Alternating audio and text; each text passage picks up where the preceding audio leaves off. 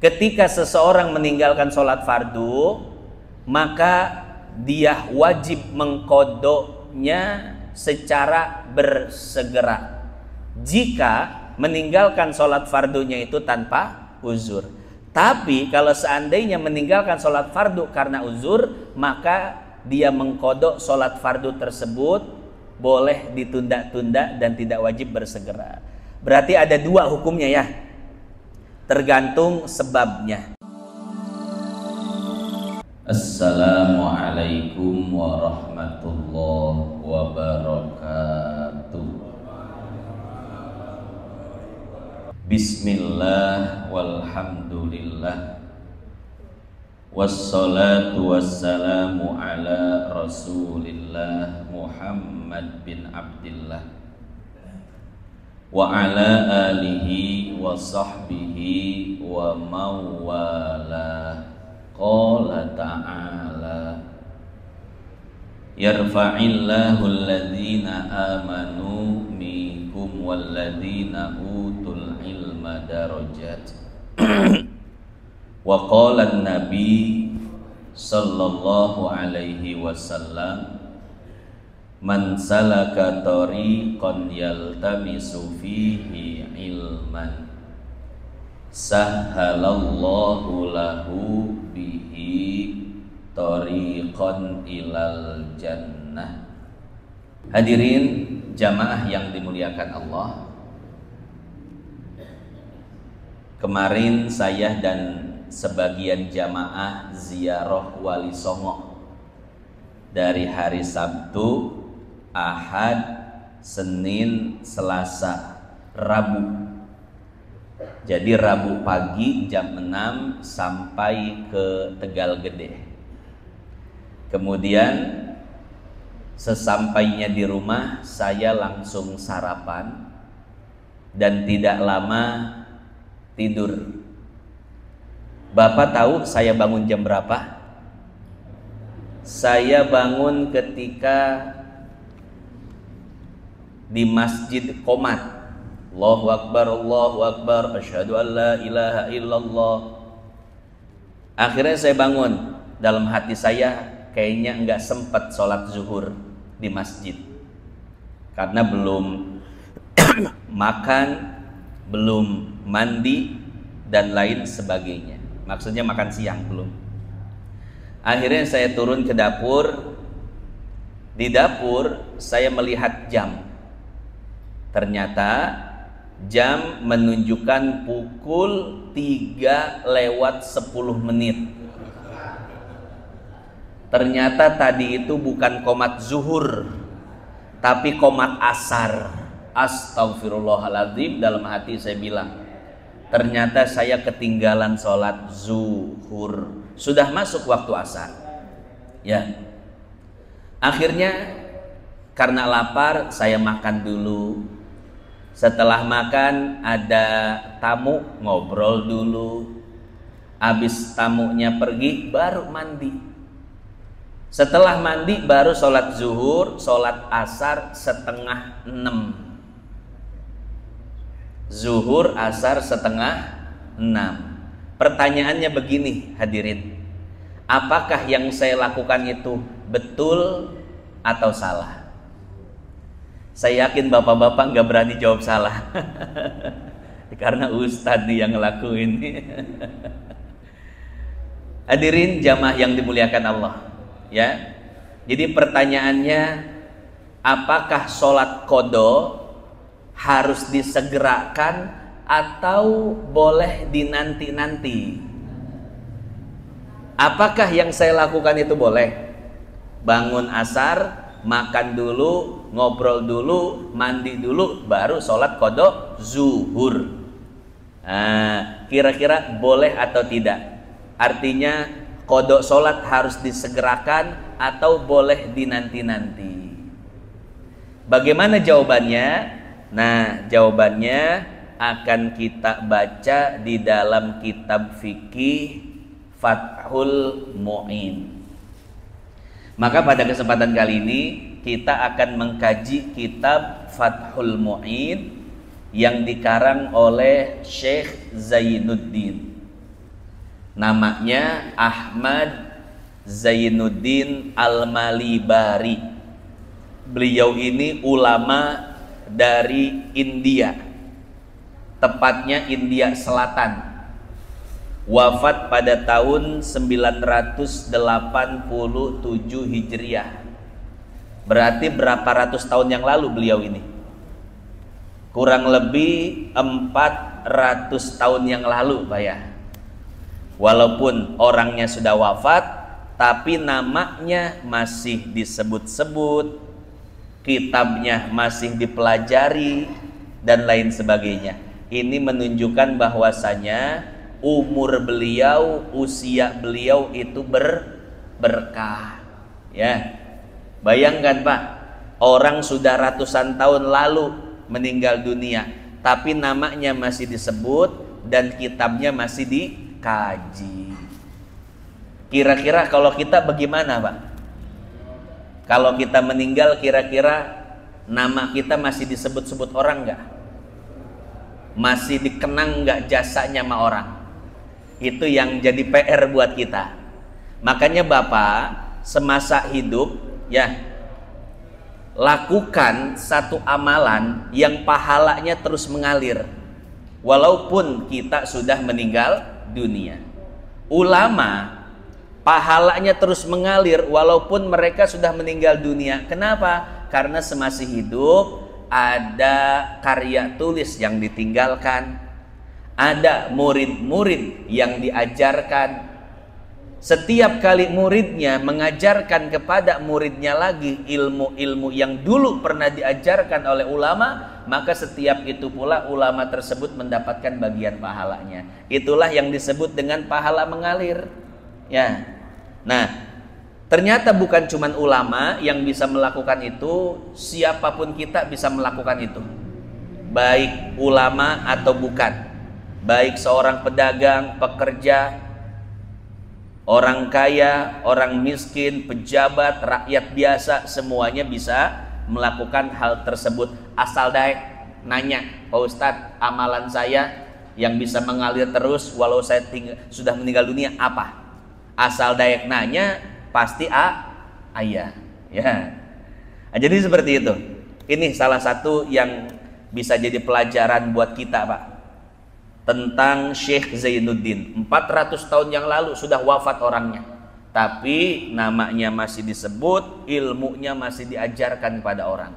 Kitabnya sekarang masih dicari oleh orang, dicetak berulang-ulang kali, diperbaharui cetakannya, dipelajari oleh santri-santri berikutnya. Ini kan keberkahan yang luar biasa ya. Nah, kitab yang akan kita kaji adalah kitab Fathul Mu'in yang dikarang oleh Syekh Zainuddin. Saya bacakan redaksi kitabnya. Bismillahirrahmanirrahim. Wa yubadiru man marra bifaitin.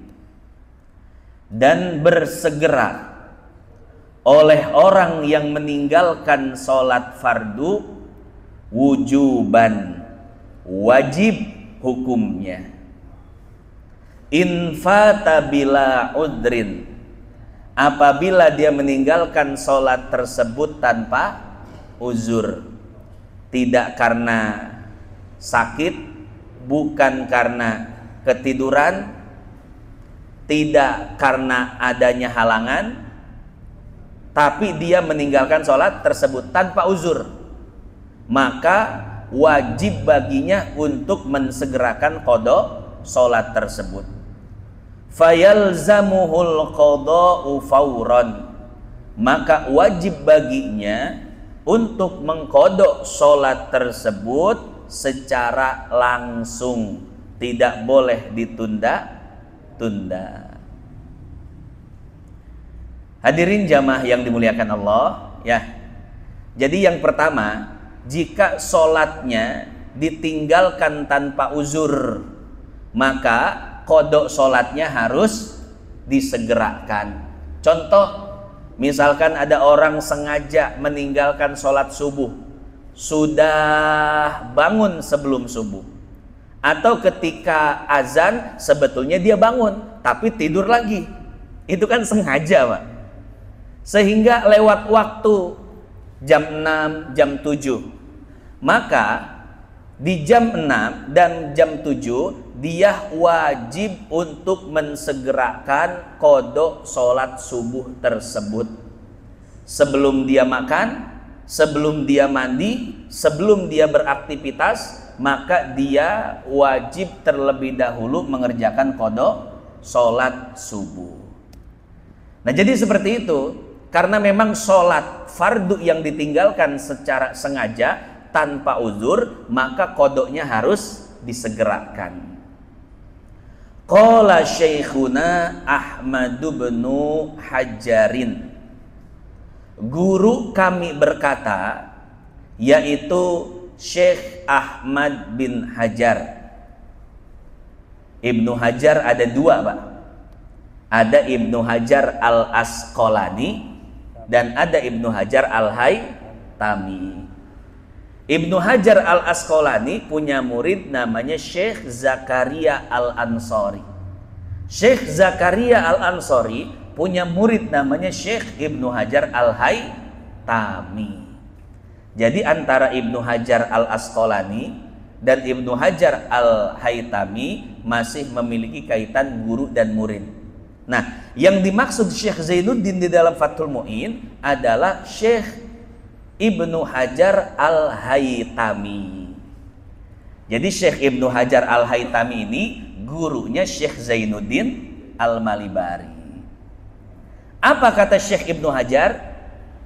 Nah, sebelum kita membaca kalam Ibnu Hajar, maka sedikit saya ceritakan, Pak, satu kisah tentang Ibnu Hajar. Dan mungkin sebagian jamaah sudah pernah dengar cerita ini. Jadi Ibnu Hajar ini satu ulama yang sezaman dengan Imam Romli. Dua-duanya ahli fikih dalam mazhab Syafi'i. Cuman bedanya Imam Romli itu kaya, sementara Syekh Ibnu Hajar miskin, hidupnya sederhana.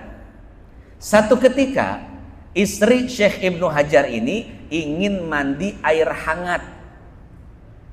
Bahasa sananya sahunah. Karena beliau berdua ini tinggalnya di Mesir, Pak. Ya.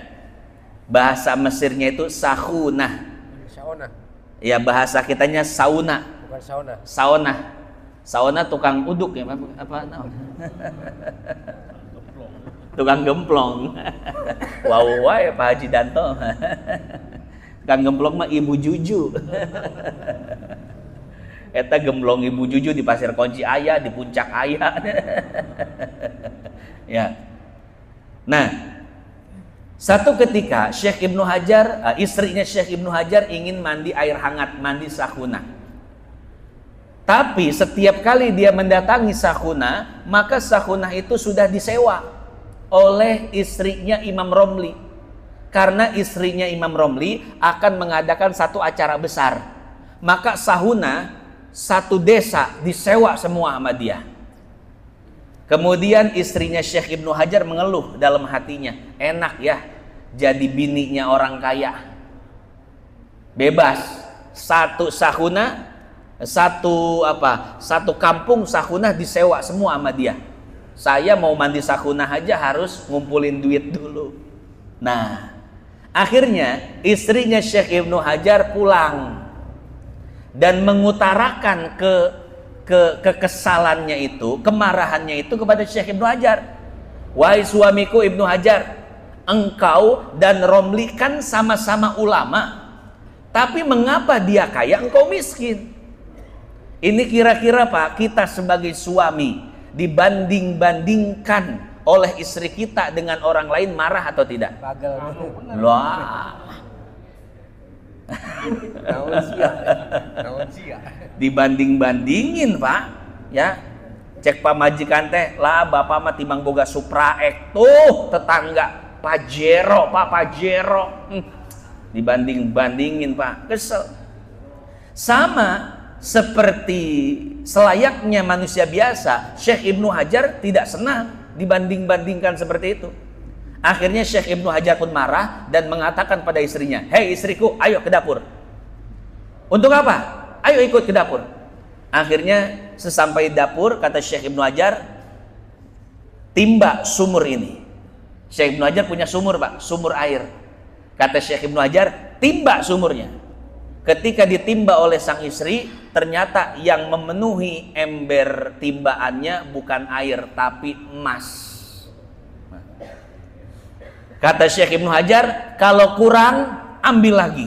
Lah perempuan digituin, Pak, seneng, diambil lagi. Untuk kedua kalinya ternyata betul yang diangkat, yang memenuhi ember timbaan itu adalah emas. Kata Syekh Ibnu Hajar, kalau engkau masih kurang ambil lagi. Wah, istri aji mumpung, Pak. Wah, aing beunghar ya. Dia ambil untuk ketiga kalinya. Setelah dia ambil untuk ketiga kalinya, kata Syekh Ibnu Hajar, wahai istriku, aku beri engkau dua pilihan. Kalau engkau memilih emas-emas ini, maka silahkan ambil, tapi aku akan menceraikan dirimu. Kita pisah. Dan sebaliknya, jika engkau lebih memilih diriku, maka emas-emas ini engkau kembalikan lagi ke dalam sumur. Nah, karena istrinya ini adalah istri yang soleha, maka dia pun memilih Syekh Ibnu Hajar dan mengembalikan seluruh emas-emas yang dia ambil di dalam sumur tadi. Akhirnya dia pun hidup lebih qanaah dengan Syekh Ibnu Hajar, bisa narimakeun salaki teu boga. Kenapa? Karena wanita soleha. Kemarin mah cuman hilap doang. Wahai suamiku, maafkan aku, kemarin itu hilap saja, ya, karena amarah, kesal dan lain sebagainya. Kira-kira mun pamajikan orang kumaha, Pak? Boga emas sabak titah milih orang jeung emas. Lah, mending aing milih emas. Geus aki-aki ya mah doyok aing piceun we. Milih emas kawin deui jeung berondong aing. Ya, maka pentingnya punya wanita istri soleha. Makanya, Pak, ya, dari kisah ini bisa kita ambil pelajaran. Kalau istri udah ngebanding-bandingin kita sama tetangga, sama orang lain, maka ajakin ke dapur. Kalau ada sumur sana ceburin aja, Pak. Enggak, pelajaran bukan itu, Pelajaran yang dapat kita ambil adalah bahwa ketika istri membanding-bandingkan kita dengan orang lain, maka beri nasihat. Sekali-kali beri pelajaran, Pak. Kalau istri sudah mulai membangkang kepada kita, jangan didiamkan. Nanti keterusan, dia akan melakukan pembangkangan yang lebih besar. Kalau istri sudah mulai terlihat membangkang pada kita, beri pelajaran. Bagaimana pelajarannya? Pertama, nasihati.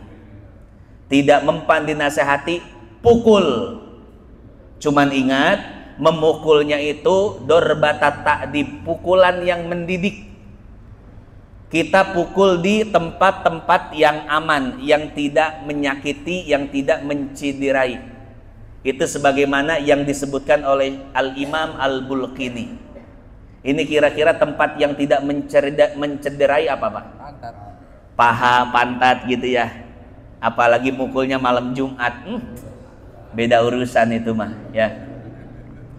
Tidak bisa dipukul, tidak kapok, tidak jerak, maka pisah ranjang, tinggalkan, Pak. Tapi ulah waka ditalak, tinggalkan, we. Ya, setengah poe, sapoe, 2 poe, ulah ditelepon, ulah di SMS, hajeun, Pak, ame karasa, tak? Biar tahu bagaimana rasanya hidup sendiri. Kasih pelajaran, didik istri kita. Tidak mempan, maka jatuhkan talak 1.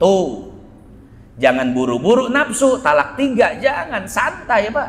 Apalagi anak 13, santai. Ya. Jangan buru-buru 3, 1 dulu. Tidak ada perbaikan, ya. Nu boga duit mah geus kawin dewe. Ya. Kalau ada perbaikan, maka rujuk lagi.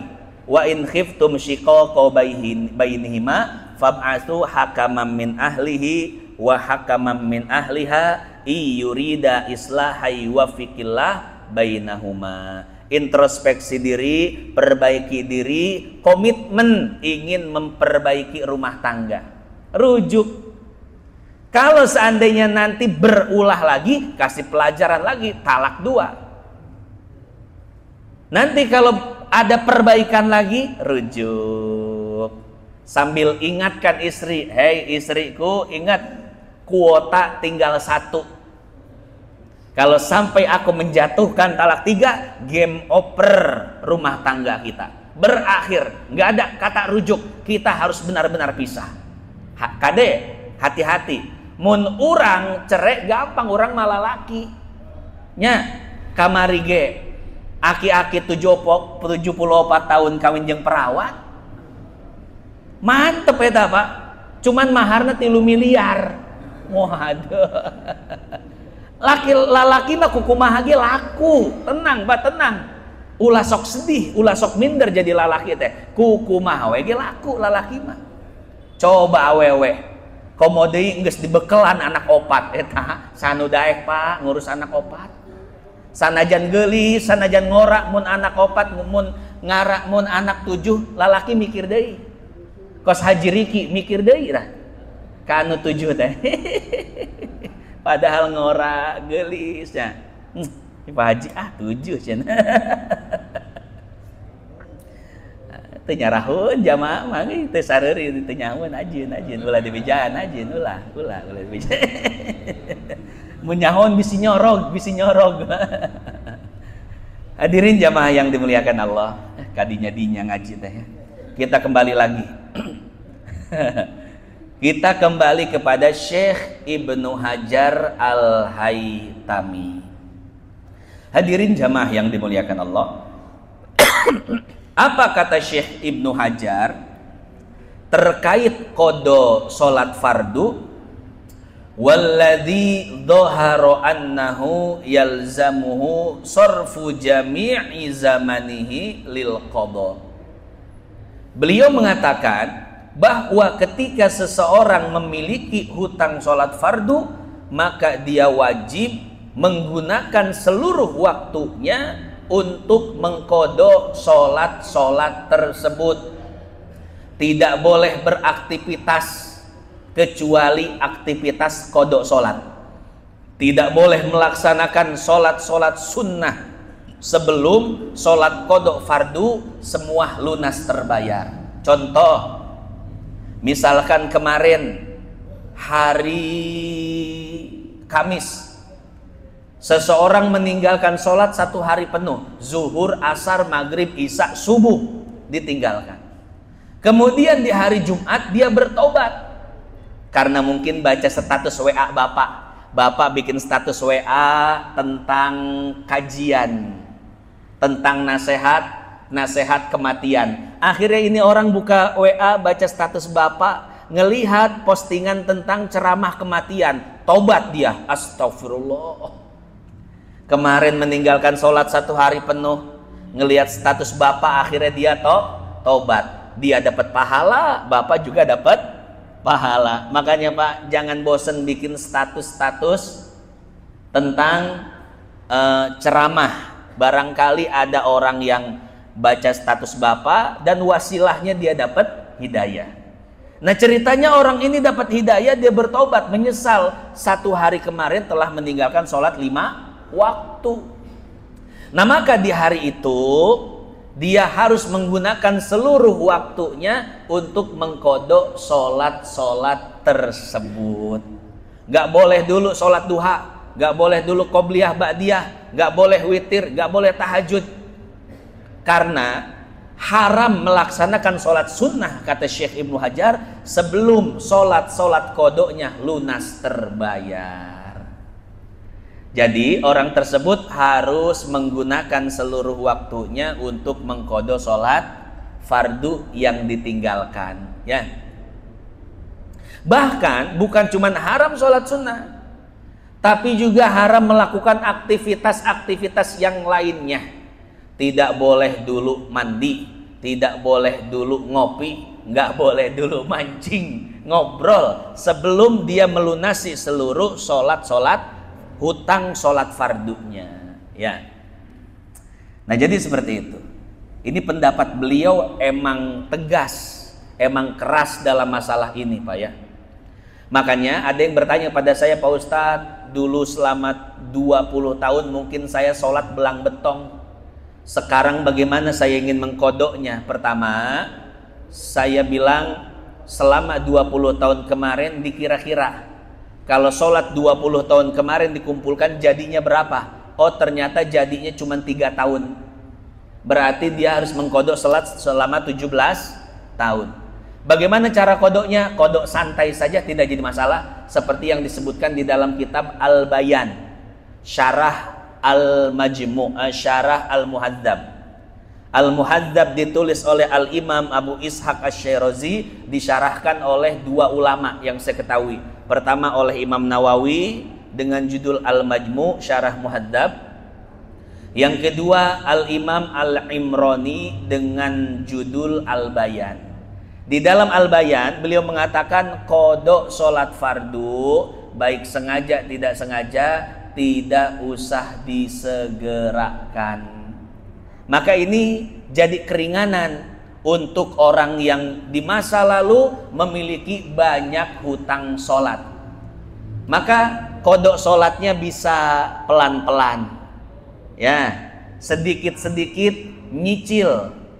Jadi bapak ketika sholat duha niatkan kodok sholat fardu, qobliyah niatkan kodok sholat fardu, ba'diyah niatkan kodok, semua diniatkan kodok. Cuman kalau bisa ada hitungannya, ada catatannya, ya. Setiap kali menyelesaikan sholat kodok checklist 1 terus, ya. Insya Allah mudah-mudahan lunas terbayar. Kalaupun tidak lunas terbayar, kita meyakini Allah pengasih penyayang, Allah tahu keseriusan kita dalam bertobat dan mengkodok sholat. Insya Allah mendapatkan ampunan dari Allah Subhanahu Wa Taala walaupun belum lunas kodok sholatnya. Nah, hadirin jamaah yang dimuliakan Allah, kita kembali kepada kalam Syekh Ibnu Hajar. Kata beliau wajib menggunakan seluruh waktu untuk mengerjakan kodok sholat. Ma ada ma yahtaju li sarfihi fi ma la budda minhu, kecuali aktivitas-aktivitas penting seperti makan, bekerja, berdagang dan lain sebagainya. Maka kodok sholatnya boleh ditunda dulu. Bapak masih punya kodok 20 sholat, tapi waktu kerja sudah masuk, maka boleh masuk kerja dulu, boleh dagang dulu, boleh makan dulu, ditunda. Ya, jadi boleh kodok sholatnya ditunda untuk melakukan hal-hal yang penting. Yang tidak penting maka tidak boleh dilakukan, haram hukumnya. Ini pendapat siapa? Syekh Ibnu Hajar. Cuman kita tadi punya alternatif, punya solusi, ya. Mudah-mudahan pendapat ulama yang lain sebagai alternatif solusi yang memudahkan kita untuk melunasi hutang-hutang sholat kita. Yang terakhir, wa yubadiru bihi nadban infata bi'udrin. Apabila sholat fardu tertinggal karena uzur, maka disunahkan untuk mensegerakan qada. Kanaumin lam yata'adda bihi wa nisyanin kadzalik, seperti ketiduran. Seperti masalah saya yang kemarin, Pak, ya. Nah, jadi ketika saya bangun jam 3:10, saya belum sholat zuhur. Karena meninggalkan sholat zuhurnya ada uzur, yaitu ketiduran, maka saya boleh mengkodoknya nanti-nanti, tidak wajib segera. Makanya saya nggak langsung sholat kodok zuhur ketika itu. Saya makan dulu, ngobrol dulu, mandi dulu, baru setelah rapih mengkodok sholat zuhur, ya. Atau misalkan contoh lain, bapak kerja, pulang dari pabrik jam 1 malam, nyampe rumah jam 2 tidur, akhirnya subuhnya kelewat, bangun jam 6 atau jam 7. Nah, maka ketika bapak bangun, bapak tidak wajib bersegera mengkodok sholat subuh tersebut. Boleh nyari nasi uduk dulu, sarapan dulu boleh, ngopi dulu, ngerokok dulu, bangsa 1 selop 2 selop man. Mancing dulu ya, kapan selesainya Pak? Ya, artinya tidak wajib bersegera, tapi jangan ditunda-tunda lama juga. Ya, boleh bapak makan dulu, ngobrol dulu, setelah itu baru melaksanakan qadha. Kenapa? Karena meninggalkan sholat fardunya ada uzur. Ketika seseorang meninggalkan sholat fardu karena uzur, maka dia tidak wajib mengkodoknya secara bersegera, namun boleh ditunda-tunda. Titik sampai situ yang disebutkan oleh Syekh Zainuddin Al-Malibari di dalam Fathul Mu'in. Jadi kesimpulannya begini Pak, ketika seseorang meninggalkan sholat fardu, maka dia wajib mengkodoknya secara bersegera jika meninggalkan sholat fardunya itu tanpa uzur. Tapi kalau seandainya meninggalkan sholat fardu karena uzur, maka dia mengkodok sholat fardu tersebut boleh ditunda-tunda dan tidak wajib bersegera. Berarti ada 2 hukumnya ya, tergantung sebabnya. Saya ulang lagi, kalau sebabnya itu karena uzur, maka tidak wajib bersegera mengkodok sholat fardu. Tapi kalau sebabnya tanpa uzur, maka dia wajib untuk mensegerakan kodok sholat fardu. Titik, wallahu a'lam bishawab.